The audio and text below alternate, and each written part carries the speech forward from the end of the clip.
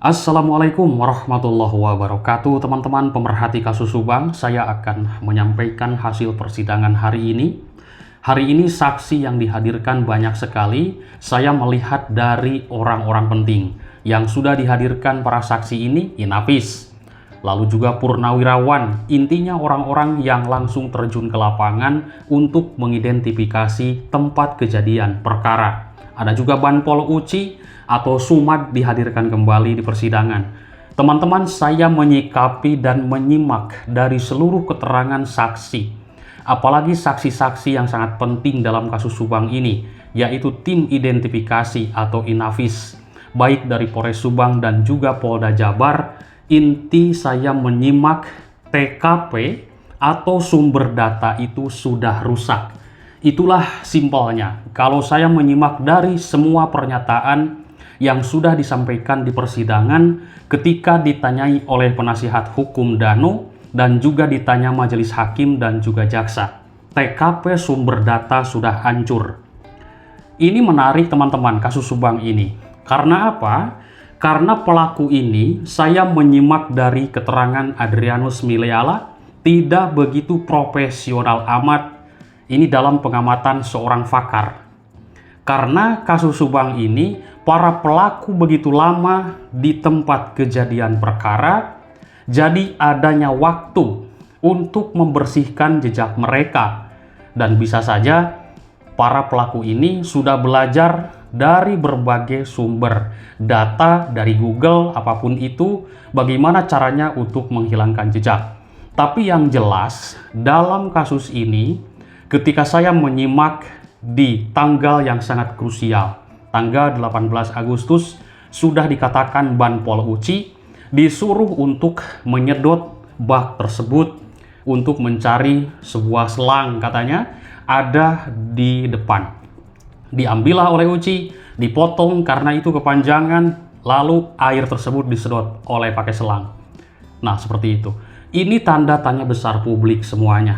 Kenapa bak mandi harus dikuras? Sedangkan itu adalah tempat kejadian perkara dan belum sama sekali, menurut keterangan dari identifikasi awal, mengatakan belum sempat untuk diidentifikasi kamar mandi tersebut, hanya dilihat.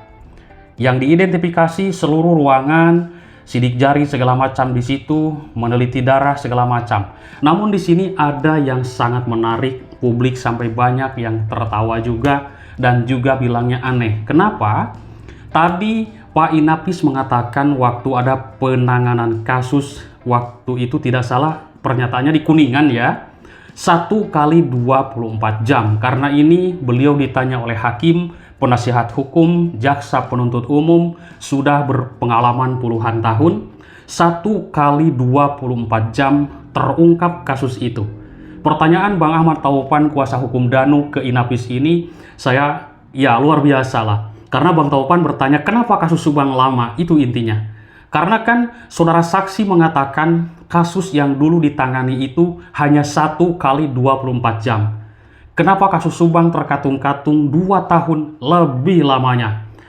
Apakah ada indikasi? Intinya para oknum yang bermain dalam kasus ini menarik teman-teman. Nah, jadi beliau ini kalau saya menyimak berputar jawabannya itu. Kadang saya tidak memahami semua ya, apa kemana ini arahnya, pertanyaannya A, jawabannya C, seperti itulah. Banyak komentar publik yang mengatakan, kok mutar-mutar sekali ini pertanyaan, oh jawabannya gitu. Kalau pertanyaan sih bagus banget ya, kenapa kasus Subang mengambang 2 tahun lebih lamanya? Nah, di sini kita melihat lagi teman-teman dalam keterangan Kombes Pol Surawan dulu, ya kan, mengatakan bahwa di sini diduga adanya pengrusakan TKP dan kesalahan SOP atau prosedur waktu masuk TKP itu tanpa izin. Inti dari tanggal yang sangat krusial, tanggal 18 pagi, tanggal 19, tanggal 20. Itu kan kosong tanggal 19, 20.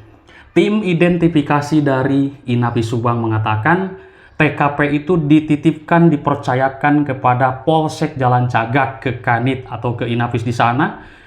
Tapi di tanggal 19 itu banyak yang masuk. Dan yang masuk itu bukan tim identifikasi, teman-teman, dan tidak ada surat tugas. Itulah mungkin yang disebutkan oleh Kombes Pol Surawan. Ada orang sipil masuk ke sana, Yoris, Pak Yosep, Pak Mulyana, ya kan, ada lagi yang lain. Lalu di tanggal 19 paginya adanya Banpol melanjutkan menguras bak mandi dengan Dano. Ini banyak kejanggalan yang sangat luar biasa. Karena bisa saja teman-teman di tanggal 19 ini bisa saja itu kan, ini dugaan ya, saya tidak bisa menyebutkan mereka merusak TKP, saya tidak bisa untuk mengatakan seperti itu, sesuai fakta persidangan saja. Jadi tadi tim Inapis mengatakan ya bisa saja orang-orang tersebut, para pelaku ini sudah belajar tentang masalah bagaimana menghilangkan jejak, menghilangkan sidik jari. Tanggal 19 menjadi misteri untuk kita semuanya. Apakah mereka ini merubah tempat kejadian perkara ataupun mengambil barang-barang bukti yang sangat-sangat relevan untuk pengungkapan bukti kasus ini, atau bagaimana? Karena saya pun aneh, kok bak bisa dikuras? Nah, Banpol Uci sering mengatakan disuruh oleh Kanit. Ya kan, disuruh hanya menjalankan tugas. Ya memang sih saya melihat keterangan Pak Uci ini mengalir sih ya, seperti air. Dia ini disuruh, dia ini hanya bawahan, hanya membantu di situ. Dia disuruh, lalu sesudah disuruh oleh sang Kanit ini, telepon ke Pak Kades. Saya penasaran kemarin, telepon Pak Kades, Pak, kemarin Pak Kades dibahas di persidangan. Lalu beliau menjawab, Uci ya, iya, catnya masih ada. Ya, itu saya yang nyuruh juga katanya, seperti itu. Kenapa Pak, kok bisa bak mandi dikuras? Nantilah Jack di persidangan, kan saya jadi saksi, katanya seperti itu teman-teman kemarin ya. Saya nanti akan ngoceh di persidangan menurut Pak Kades. Tapi entah jadi saksi, entah tidak.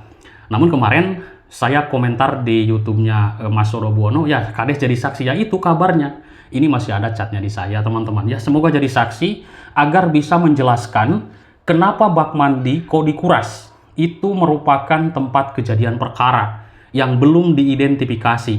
Dulu Pak Kades katanya sudah seluruhnya diidentifikasi, ya kan seperti itu, menjelaskan di Tribun, di Kompas TV, di para YouTuber.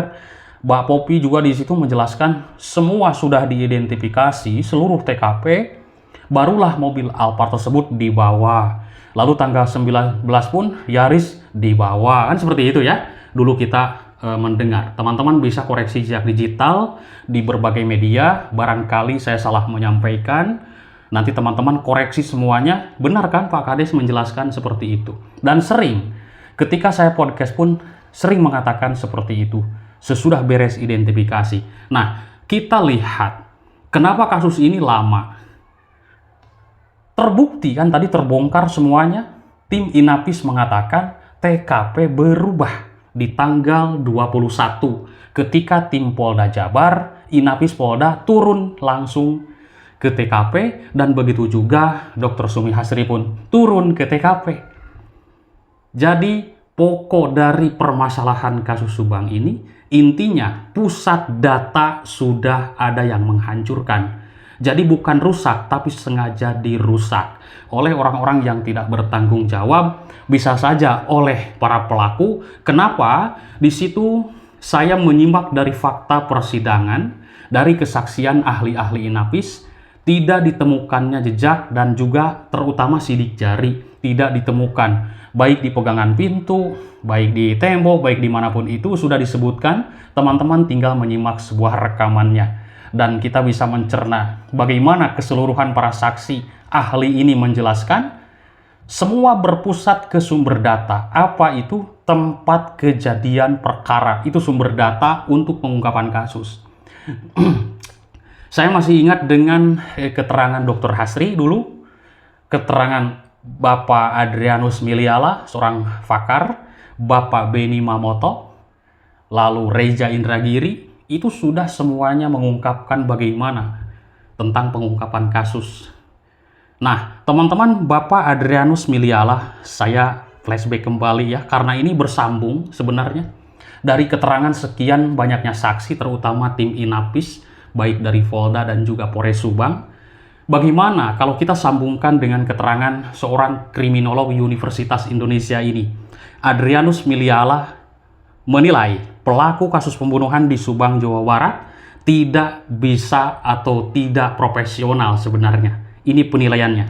Oke, kabar mengenai pelaku yang merupakan pembunuh profesional itu santer terdengar di berbagai media massa karena adanya jejak pelaku di tempat kejadian perkara, ataupun sidik jarinya tidak ada, akan tetapi jejak ada, jejak sendal atau sepatu ya, telapak kaki seperti itu. Nah, bagaimana tanggapan Adrianus Miliala kalau kita sambungkan dengan berbagai keterangan saksi ahli, baik Dr. Hastri, baik dari Inafis Polda dan Polres Subang? Nah, Pak Adrianus mengatakan tak adanya jejak di TKP mungkin bisa disebabkan karena jarak pembunuhan dan ditemukannya jasad korban cukup lama.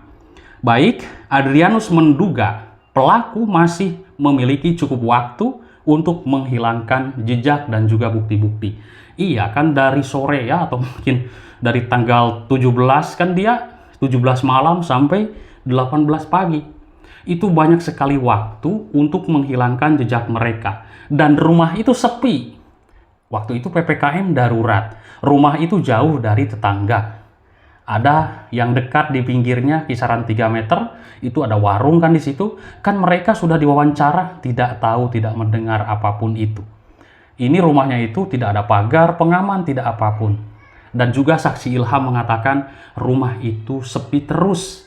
Ya, memang rumah itu sih, teman-teman. Nanti kalau teman-teman dari luar kota, coba lihat TKP. Itu menyeramkan, jauh dari tetangga dan kelihatan sepi. Tapi kan siapa tahu di dalamnya banyak sekali aktivitas mereka, menghilangkan, mengelap. Luar biasa, merinding. Baik teman-teman, terima kasih atas perhatiannya. Kita lanjutkan kembali besok pagi. Bye-bye.